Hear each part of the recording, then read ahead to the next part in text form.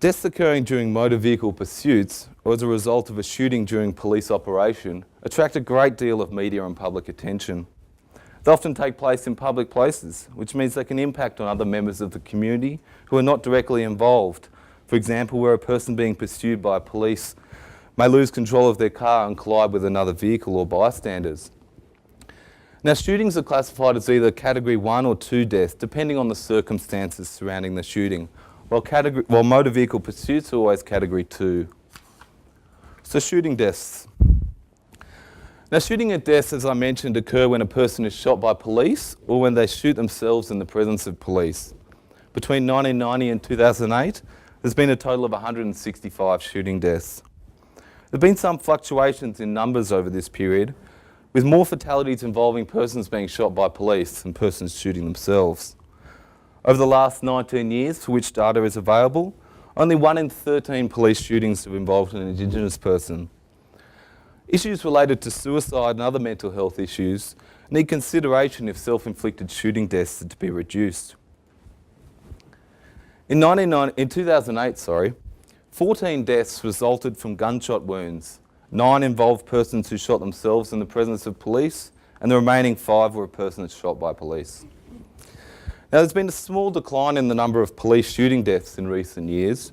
Of particular note is the number of persons who have shot themselves or been wounded in the presence of police since in 2008. 9 of the 14 shooting deaths involved persons who shot themselves. Now, this rise in self-inflicted shootings is a matter for concern and suggests that police need to consider how better to respond to persons with mental illness in order to reduce these deaths. When looking at the offence histories for persons who shoot themselves, 42 out of the 71 self-inflicted deaths, or 59% of them, were of persons with long histories of violent offences. Moving now to motor vehicle pursuits, we can see that throughout the decade 1990 to 1999, the number of motor vehicle pursuit deaths increased gradually, peaking between 2000 and 2002. But over the past 6 years, the number of such deaths has remained fairly stable.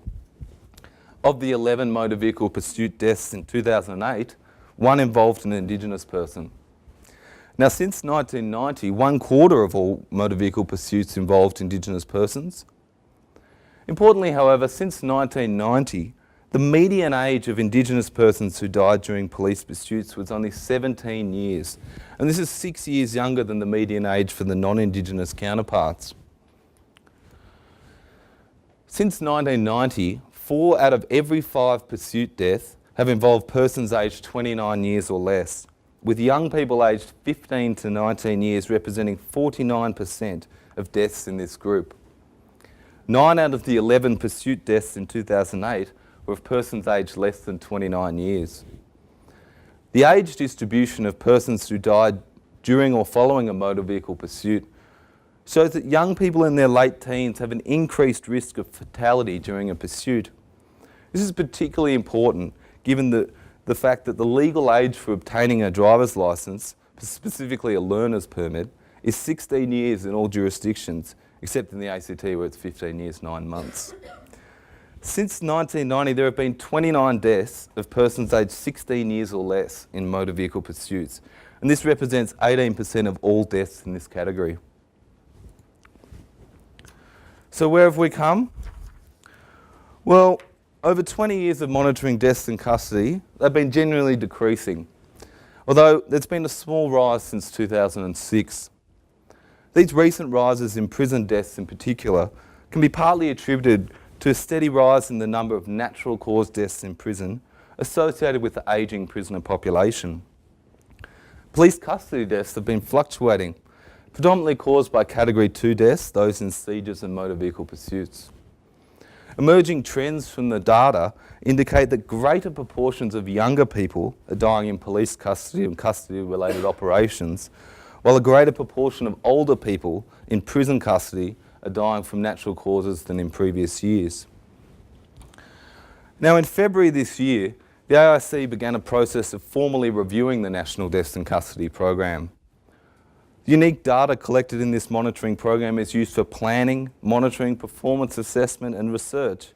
and it's also used by state and territory data providers and by an increasing number of key government agencies.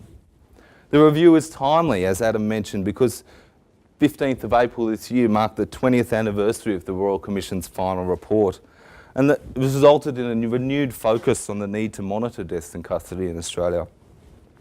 Now, this review seeks to identify ways in which elements of the data set could be improved, as well as looking at enhancing the quality and relevance of the program, as well as to ensure greater transparency and timeliness of reporting. Now, interestingly, while Indigenous people are not more likely to die in custody than non-Indigenous people, the problem remains that they are significantly overrepresented in all forms of custody in Australia.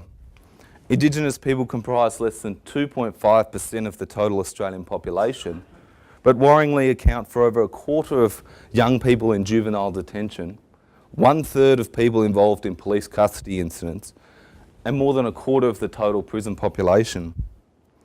Indigenous Australians are certainly overrepresented among deaths in custody compared with their representation in the general community, but they are not overrepresented in comparison with the extent to which they appear in the criminal justice system. 20 years ago, the Royal Commission concluded that the fundamental issue was that Indigenous people were far more likely to be in custody in the first place.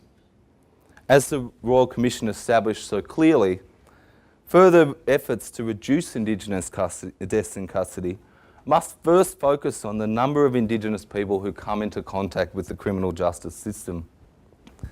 Now, this indicates that we need to continue our efforts to close the gap in Indigenous disadvantage, particularly with regard to Indigenous contact with the criminal justice system. Thank you.